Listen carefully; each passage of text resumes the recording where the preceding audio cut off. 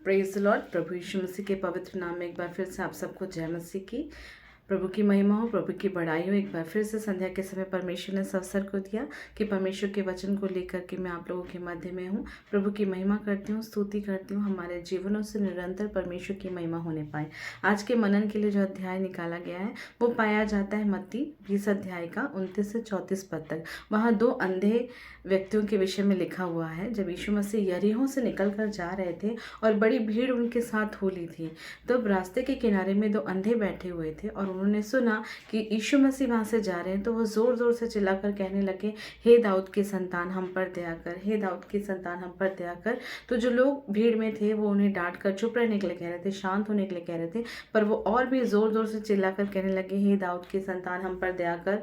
और जब ये आवाज़ यीशु मसीह के कानों पर पड़ी तो यीशु मसीह रुक कर वहाँ खड़े हो गए और उनसे पूछा कि तुम क्या चाहते हो कि मैं तुम्हारे लिए करूं।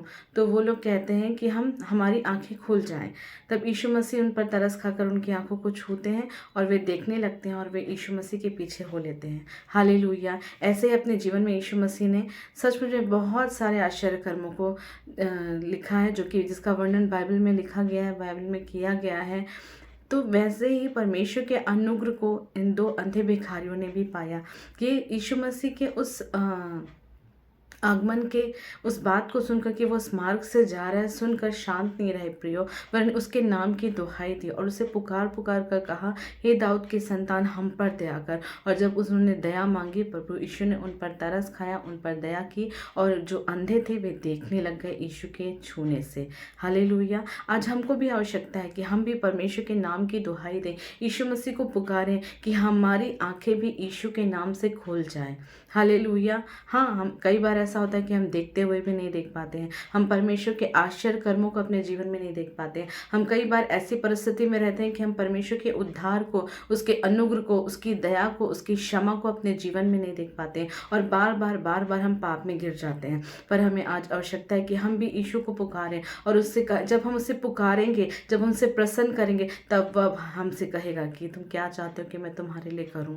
और तब हम बता पाएंगे कि हमें क्या चाहिए प्रभु। हम अपने मुंह से परमेश्वर को बता पाएंगे। पर आज हम प्रार्थना करने में समय व्यतीत नहीं करना चाहते, आज हम परमेश्वर को स्मरण करना नहीं चाहते, हम उसे धन्यवाद नहीं देना चाहते। ऐसा दिन पूरा बीत जाता है पर हम उसके नाम को भी अपने होठों से नहीं लेते हैं। आज हम सीखें प्रियो कि हम भी उन दो अंधे भिखारियों के समान, जो यीशु मसीह की दुहाई दे रहे थे, जो यीशु मसीह को चिल्ला रहे थे कि हम पर दया कर, हम पर दया कर, आज हम भी वैसे ही यीशु को पुकारे कि आज हमारी भी आंखें खुल जाएं। क्योंकि इस संसार में रहते हुए कई बार इस संसार के ईश्वर शैतान ने हमारी आंखों को, हमारी बुद्धि को पर पर्दा डाल दिया है, जिसकी वजह से हम बहुत सारी आशीषों को और बहुत सारी अच्छी बातों को देख नहीं पाते। हम नेगेटिविटी को ज़्यादा देखते हैं कि क्या चीज़ हमारे जीवन में नहीं हो रही है, पर जो आशीषें हमारे जीवन में हो रही है हम उसको भूल जाते हैं। हम रात में सोते हैं और सवेरे उठ जाते हैं। ये परमेश्वर का अनुग्रह प्रियो, क्योंकि ऐसा कई बार होता है कि लोग सोते हैं और सवेरे उठ नहीं पाते, पर ये परमेश्वर की दया है कि हम सोते हैं और हम उठते हैं और परमेश्वर की महिमा अपने जीवन से करना भूल जाते हैं। आज हम सचमुच में परमेश्वर की ओर फिरें कि वो हमारी आंखों को खोल दें, कि हम भी उन लोगों के समान ना हो जो देखते हुए भी नहीं देखते और जो सुनते हुए भी नहीं सुनते, पर आज हम देखते हुए इस बात को देखें कि परमेश्वर कैसा दयालु है, कैसा अनुग्रह उसने हम पर किया और अपने आप को हम पर प्रकट किया। हालेलुया। जैसे वचन बताता है कि इसलिए आओ अनुग्रह के उस सिंहासन के तले चलें जहां हमें हमारी आवश्यकता के अनुसार सहायता मिलेगी। हालेलुया।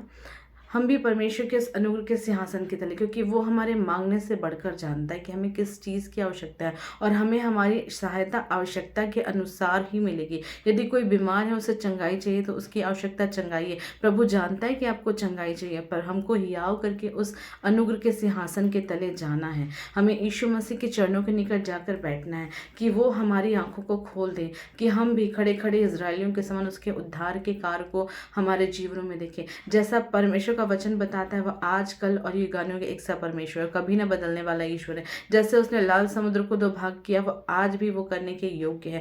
आज भी हमारी परिस्थितियों, हमारे जीवनों में वो लाल समुद्र बार बार आता है जो हमें रोकता है कि हम परमेश्वर की आराधना न कर पाए। पर यीशु के नाम से आज मैं घोषणा करती हूँ कि आपके जीवन का वो लाल समुद्र दो भाग में हो जाए और आप पार पार उससे जाएं। हालेलुया। परमेश्वर की दया आपके जीवन में बनी रहे, परमेश्वर की महिमा आपके जीवन से होती रहे, परमेश्वर आपकी आंखों को, मेरी आंखों को और हम सब की आंखों को खोले कि हम उसके उद्धार के कार्य को प्रतिदिन अपने जीवन में देखें और उसकी बढ़ाई करें। वो दूत जो चारों ओर हमारे छावनी किए रहते हैं, परमेश्वर ऐसी दया करे कि हम उनको देखने पाएँ कि कैसी परमेश्वर की सुरक्षा हमारे चारों ओर बनी रहती है। हमको सिर्फ हियाव बनकर उस अनुग्रह के सिंहासन के तले आना है, यीशु मसीह की हुजूरी में बैठना, उसे दुहाई देना, उससे विनती करना है कि प्रभु हम पर दया कर, हम पर दया कर। और परमेश्वर की दया हमारे जीवनों में भी होगी प्रियो। आज आपकी परिस्थिति कैसी भी क्यों ना हो, आज आप कैसी भी परिस्थिति उसे क्यों होकर नहीं जा रहे हो, पर मैं आपको बताना चाहती हूँ कि यीशु मसीह आपका सहायक है।